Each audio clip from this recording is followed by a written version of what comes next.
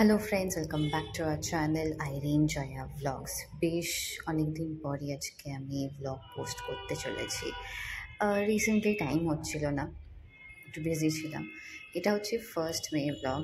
Ready হয়ে দুপুর 3:30-র সময় লাঞ্চ করে রেডি হয়ে বেরিয়ে গেছিলাম বিকজ অনেক দিন ধরে এটার জন্য আমি ওয়েট করছিলাম। আমার ফ্রেন্ড মোটা ভাই বিরিব্রো প্রমোশন পেয়েছে। সো আমি ফ্রেন্ড হয়ে কী করে এই অপরচুনিটিটা ছাড়তে পারি যে আমি ওর থেকে ট্রিট নেব না। তো তাই জন্যই রেডি হয়ে বেরিয়ে যাওয়া, বাট কোথায় যাব সেটা তখন আমাদের ডিসাইড হয়নি। আমরা যেতে যেতেই ডিসাইড করি যে কোথায় খাওয়া যায়। ফার্স্টে আমরা ভাবছিলাম কোনো ক্যাফেতে যাব, আর এখন সত্যি বলতে আমার কফির প্রতি এতটা ইন্টারেস্ট নেই। আমি একটু চা খেতে ভালোবাসি, এলাচ আদা দিয়ে। Anyway, coming to the point. তো বেরিয়ে গেছিলাম, আর এখানে আমি ছবি তুলছিলাম, তাই জন্য স্টিল ফটোর মতন একদম দাঁত কেলিয়ে হাসছিলাম। আমার ওয়েদারটা ভালো ছিল, আর সেদিন যা হয়েছিল মাই গড। হ্যাঁ, তো এসে গেছি আমরা গড়িয়াহাটের ক্লাব 10-এ। এটা গড়িয়াহাটের রিলায়েন্স ট্রেন্ডসের ওপরে আছে, একদম টপ ফ্লোরে আছে, 10th ফ্লোরে। এটা আমি আগেও দেখেছি, বাট আমি এখানে কোনোদিন আসিনি, ফার্স্ট টাইম এলাম। ওভারঅল অ্যাম্বিয়েন্স ভালো ছিল।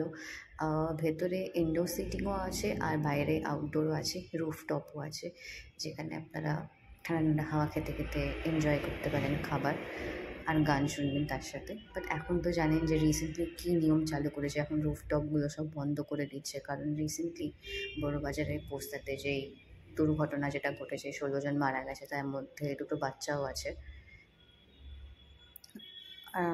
হ্যাঁ, এটা গড়িয়াহাটের মোড়। দেখুন আমাদের শহর কলকাতা কী সুন্দর লাগছে দেখতে। সেই দূরে অ্যাটমসফিয়ার বিল্ডিংটা দেখা যাচ্ছে, এত কাছে মনে হচ্ছে যেন একটু এগোলেই তো সামনে অ্যাটমসফিয়ার পড়বে।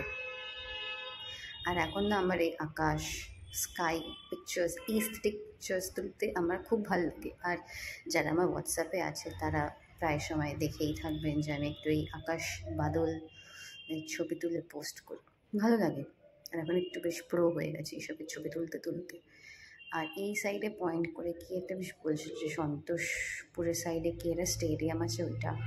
দেন সামনে সাউথ সিটি টাওয়ার দেখা যাচ্ছে, আর যে সবুজ যে গাছগুলো দেখতে পাচ্ছেন ওটা তো লেক, আমাদের রবীন্দ্র সরোবর আর ঢাকুরিয়া লেক পড়ছে। এই রুফটপ বা ছাদে গেলে না আলাদাই একটা ভাল লাগে, কি সুন্দর লাগে, ঠান্ডা ঠান্ডা হাওয়া, ফুরফুরে হাওয়া, মেজাজটাও বেশ চনমনে হয়ে যায়। তা আমার বেশ ছাদ, দেন ব্যালকনি, এইসব জায়গাগুলো না আমার খুব ভালো লাগে। এখানে যদি আমাকে একাও যদি বসে থাকতে বলো, না একা না, সাথে মাকে থাকতে হবে, আমি মা দুজনে মিলে গল্প করতে করতে টাইম কাটিয়ে দেবো। আর এটা গুরু রন্ধাওয়ার নতুন গান কাতাল, যেটা এখন খুব ট্রেন্ডিংয়ে যাচ্ছে, এটা নিয়ে কোনো শর্টসও বানিয়েছি, ট্রাই করেছি, নাচতে তো পারি না, টুকটাকে ট্রাই করি ওই আর কি। তো এখানে একটা মকটেল অর্ডার করেছিলাম, কি ম্যাঙ্গো চিলি সামথিং, বেশ কায়দা করে স্টিকটার মধ্যে আইসটাকে ঢুকিয়ে ভিডিও করছিলাম।